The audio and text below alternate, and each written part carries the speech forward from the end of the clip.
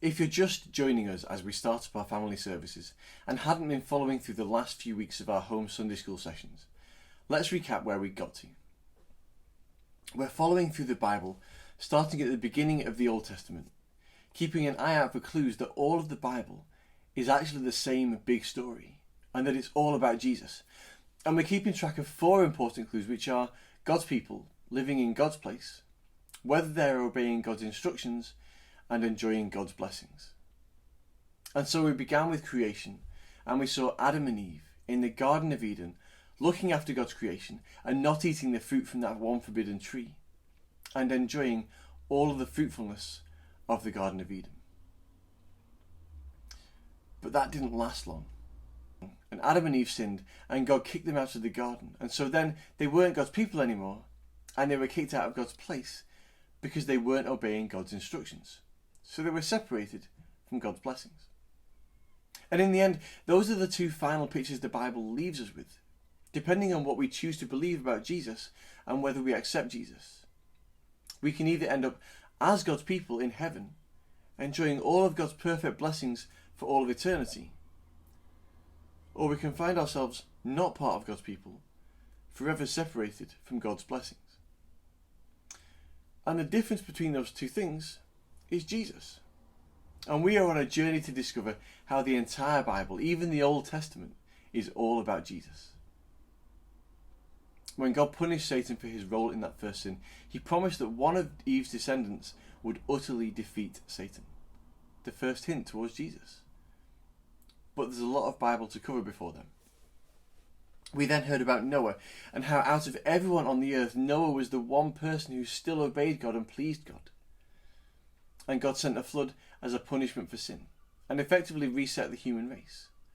So we see Noah and his family living on the earth, having followed God's instructions to build the ark, and now being given the same instructions as Adam and Eve to look after creation. Then last week, we heard all about God's big promise to Abraham, which included land and descendants and many, many blessings. Both that Abraham would receive blessings and that Abraham and his descendants would be a blessing to all the world. And we heard how for years that promise of descendants seemed like it was never going to happen. Abraham reached 100 and his wife reached 90 years old, and still they hadn't had a child. God was really making them wait. But that promise finally kicked into gear when they had their son Isaac. And then we heard how God called Abraham to go and sacrifice Isaac on a mountain. And we asked ourselves the question of how God's promise was going to come true if Abraham sacrificed his only descendant. But Abraham didn't question it. Abraham obeyed. And in that last moment, God stopped Abraham and provided a ram as a sacrifice instead of Isaac. It's in Genesis chapter 22 if you want to read it for yourselves. But what I didn't mention last week was that in that story of Abraham and Isaac, there are a number of things that point us to Jesus. God's words as he tells Abraham to do it, take your only son whom you love, are almost exactly the same as he speaks from heaven when Jesus is baptized. This is my son whom I love. Also, Isaac carries the wood for the altar that he's to be sacrificed on, just like Jesus carries his own cross that he's to be crucified on. Thirdly, the region of Moriah where God sends Abraham is the region surrounding Jerusalem, although Jerusalem hadn't been built yet. So when God sends Abraham to a mountain in the region of Moriah, well, I don't know for certain, but if it's not the same hill that Jesus was crucified on, it's certainly pretty close. And so Abraham names that place the Lord provides. And the Bible says that on that hill, the Lord provided the sacrifice. It's Jesus. And then the timing of it all. God told Abraham to sacrifice his son.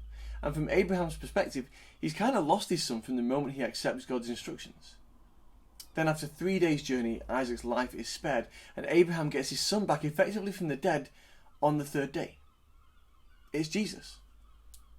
This whole thing is another hint pointing us as we read the Old Testament to Jesus, who solves the problems, answers the questions, and fulfills all the prophecies that the Old Testament raises.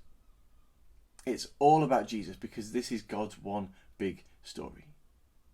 So now we have Abraham and his future descendants set up as God's people. living in the land of Canaan, which is the land that God led Abraham to. And Abraham is obedient to God, even to the point of being willing to give up his own son. And now the promise to Abraham is of being blessed himself, but also that he and his descendants would bless the entire world.